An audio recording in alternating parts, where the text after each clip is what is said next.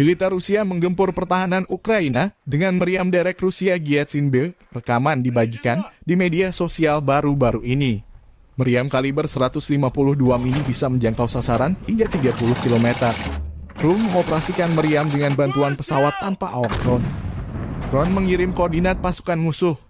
Selain sebagai alat pengintai, drone juga merekam sasaran dan target. Meriam derek Gyatsin-B 152 berfungsi menetralisir pasukan musuh di posisi terbuka atau terlindung, fasilitas daya tembak, pos komando dan observasi, persenjataan, dan perangkat keras militer. Sejatinya meriam Gyatsin-B dikembangkan di Uni Soviet sejak 1968.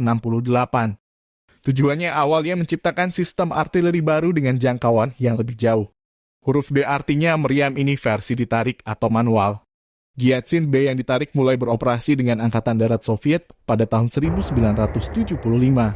Gyatsin self-propelled mulai beroperasi pada tahun 1976. Meriam Gyatsin-B adalah penerus meriam lapangan D2015 2 mm. Itu memiliki jangkauan yang lebih jauh dan laju tembakan yang lebih tinggi. Senjata yang ditarik ini diekspor ke Finlandia, Irak, dan Lebanon. Sejak akhir 1980-an, Gyatsin-B secara bertahap diganti dalam Dinas Angkatan Darat Soviet dengan Howitzer 260 B 152 mm generasi berikutnya.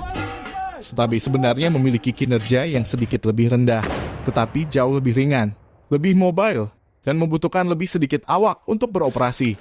Selain Rusia, meriam derek ini juga ada Belarus, Ukraina, Turkmenistan, dan beberapa negara lain.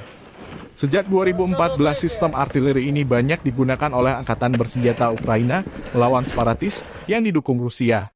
Pada tahun 2022, Howitzer Gyatsin-B Ukraina digunakan melawan pasukan Rusia.